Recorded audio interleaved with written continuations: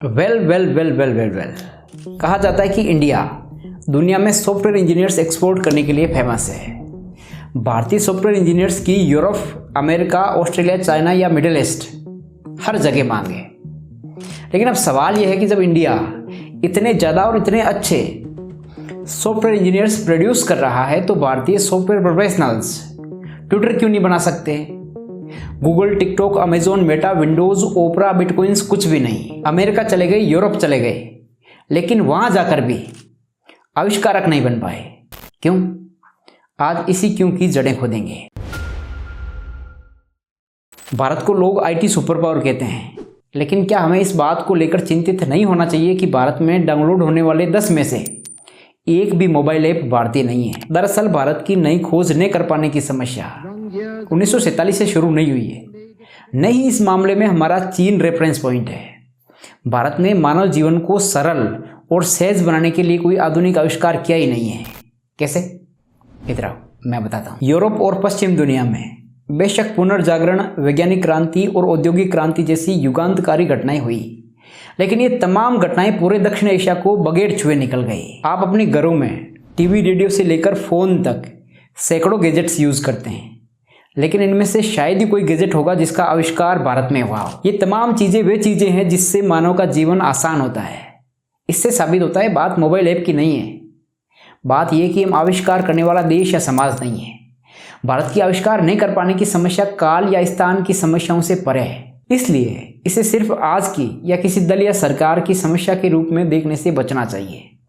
इसे ठीक करने के लिए हर दल को कम या ज़्यादा समय मिला है। जैसे कांग्रेस को अगर केंद्र में 5 दशक से ज़्यादा का समय मिला है तो बीजेपी को भी 12 साल मिल चुके हैं। कई राज्यों में भी उसने लंबा शासन किया है। लेफ्ट ने भी 3 दशक के अपने शासनकाल में पश्चिम बंगाल में टेक्नोलॉजी के क्षेत्र में कुछ खास चमत्कार नहीं किया है। तो अब आते हैं इसके पीछे के कारणों पर। भारतीय समाज में ये मान्यता हमेशा से हावी रही है कि मानसिक कार्य श्रेष्ठ है और शारीरिक श्रम का दर्जा नीचा है। इसका विस्तार यूं है कि जो लोग मानसिक कार्य करते हैं वे ऊंचे हैं और जो मेहनत का काम करते हैं वे निम्न श्रेणी के लोग हैं। समाज का विभाजन भी यहाँ इसी हिसाब से हुआ है, क्योंकि शारीरिक श्रम करने वाले लोगों की ज्ञान तक कोई पहुंच नहीं रही, इसलिए उनके काम को आसान बनाने को महत्व नहीं दिया गया। जबकि शारीरिक श्रम को आसान बनाने के कर्म में ही दुनिया के ज़्यादातर इन्वेंशंस हुए हैं। श्रम से जुड़े लोगों ने ही दुनिया के महत्वपूर्ण इन्वेंशंस किए हैं। मिसाल के तौर पर वर्कशॉप में काम करते हुए जेम्स वाट ने स्टीम इंजन बनाया। ताला बनाने वाले एक मिस्त्री ने दुनिया की पहली आधुनिक घड़ी बनाई। एक सुनार ने दुनिया का पहला प्रिंटिंग प्रेस बनाया। लेकिन भारत में ये काम जातियाँ करती है। जैसे एक जाति है जिसका धार्मिक कर्तव्य है लोगों के कपड़े धोना है, जबकि दूसरी जाति है जिसका काम पालकी ढोना है। इन दोनों का काम मुश्किल है, लेकिन इनके काम को आसान बनाने के लिए वॉशिंग मशीन और कार का आविष्कार पश्चिमी देशों में हुआ। भारत में उत्पादक समूह के ज्ञान को ज्ञान मानने की परंपरा नहीं है। कैसे? Let me explain you how. जैसे एक पशुपालक को मवेशियों और पशुपालन की विधियों के बारे में बेहतरीन जानकारी हो सकती है, वैसे ही किसी लकड़हारे या बढ़ई को लकड़ियों की प्रकृति और उनके इस्तेमाल के बारे में महत्वपूर्ण जानकारी हो सकती है। किसानों को फसलों के बारे में ढेर सारी सूचनाएं और ज्ञान हो सकता है, लेकिन इंडिया में न तो इन्हें ज्ञान माना जाता है और न ही इन लोगों को ज्ञानी। यहाँ ज्ञान का अर्थ है कुछ धर्म ग्रंथों को रटकर याद करना और उन्हें सही उच्चारण के साथ बोलना माना गया है। इस काम में महारत हासिल रखने वाले लोगों को समाज में ज्ञानी के रूप में आदर सम्मान मिलता है। हालांकि इस ज्ञान की मानव जीवन को आसान बनाने में कोई भूमिका नहीं रही है। अब यहाँ ये ज्ञान भी एक जाति के हाथों में केंद्रित रहा है।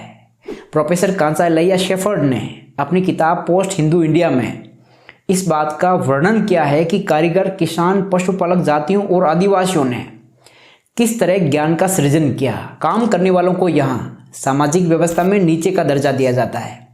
शारीरिक श्रम के प्रति अवमानना का भाव आज भी है और मानसिक कार्य के मुकाबले उनकी कीमत भी कम लगाई जाती है। हिंदू धर्म का ये विचार है कि दुनिया का हर जीव जन्म जन्मांतर के एक अनंत चक्र में बंधा है। पिछले जन्मों के कर्मों से वर्तमान जन्म में जीव के स्थान का निर्धारण होता है और इस जन्म में किए गए कर्मों का फल अगले जन्म में भोगना या भुगतना पड़ता है। कर्म फल के इसी सिद्धांत ने भारतीय मानस के दिमाग को जकड़ के रखा है और इसकी वजह से वर्तमान जीवन को सुखद बनाने या तकनीकी खोज करने पर जोर नहीं है। वहीं जाति से तय कर्मों से अलग कर्म करने को अधार्मिक माना गया है और कहा गया है कि ऐसा करने पर अगले जन्म में इसका नतीजा भुगतना पड़ेगा। समाजशास्त्री मैक्स वेबर ने ये जानने की कोशिश की कि पूंजीवाद यूरोप के एक खास समाज में क्यों पनपा। भारत के धर्मों का अध्ययन करते हुए वेबर इस नतीजे पर पहुंचे कि कर्मफल का सिद्धांत जब तक हावी रहेगा तब तक भारतीय समाज में किसी क्रांतिकारी या प्रगतिशील विचार का आना संभव नहीं है। खासकर नीची जाति के लोग अपने जीवन को बेहतर बनाने की जगह कर्मकांडों में जुटे रहेंगे ताकि उनका अगला जीवन बेहतर हो सके। वेबर आगे कहते हैं कि ये सोच पाना भी कठिन है कि जाति व्यवस्था के आधार पर आधुनिक पूंजीवाद का तंत्र खड़ा किया जा सकता है। वेबर ने अपने ये विचार अपनी किताब इंडियन रिलीजन में व्यक्त किए हैं।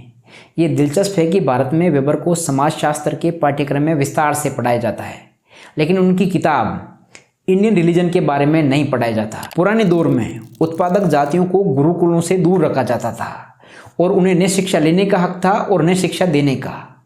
अगर कोई शूद्र ऐसा करता तो उसका सर तन से जुदा कर दिया जाता था।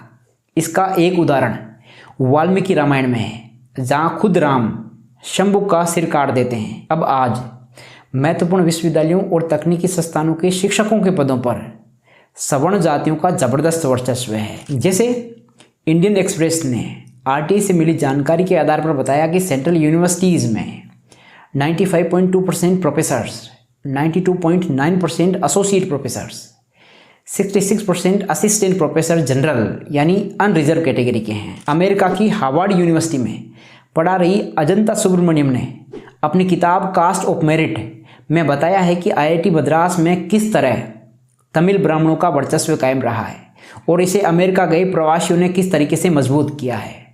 इस तरह शिक्षा के क्षेत्र में सवर्ण वर्चस्व की वजह से ज्ञान का क्षेत्र सीमित हो जाता है और इस तरह ये एक अप्रतियोगी वातावरण का निर्माण करता है। भारत 1947 में आज़ाद हुआ, वहीं 1949 में चीन में क्रांति हुई और चीन के लोगों के हाथ में वहाँ का शासन आया। 1990 के दशक में दोनों देशों ने अपने बाजार खोले और उदारीकरण की प्रक्रिया शुरू हुई। इसके बावजूद भारत लोकप्रिय ऐप नहीं बना पा रहा, जबकि चीन ऐसा कर पा रहा है। अब हमें सोचना चाहिए कि हम आविष्कार क्यों नहीं कर पाते। अब हम यहाँ आरक्षण को दोष भी नहीं दे सकते, क्योंकि आईआईटी में ओबीसी आरक्षण 2008 में आया था, उससे पहले नहीं था। 1973 तक एससी एसटी कोटा भी नहीं था। प्राइवेट सेक्टर में कहीं भी आरक्षण लागू नहीं है, मतलब कारण कहीं और है। और कारण क्या है मैं बताता हूँ। जिस देश में कपड़े धोने का काम एक जाति का हो और ज्ञान चर्चा का काम दूसरी जाति का हो, वहाँ वॉशिंग मशीन का आविष्कार नहीं हो सकता। कार और कार दोनों साथ नहीं चल सकते। ज्ञान और मेहनत के बीच में दीवार खड़ी कर देना हिंदू धर्म का सबसे बड़ा अपराध है और इसी अपराध ने भारत को आविष्कार नहीं कर पाने की स्थिति के लिए तैयार किया है। तो इस वीडियो में इतना ही। वीडियो पसंद आया तो वीडियो को लाइक करें, जानकारी अच्छी लगी तो अपने साथियों के साथ शेयर करें और हाँ, वीडियो कैसा लगा आप कमेंट करके ज़रूर बताएं। Thank you for tuning in. प्रेम बना रहे।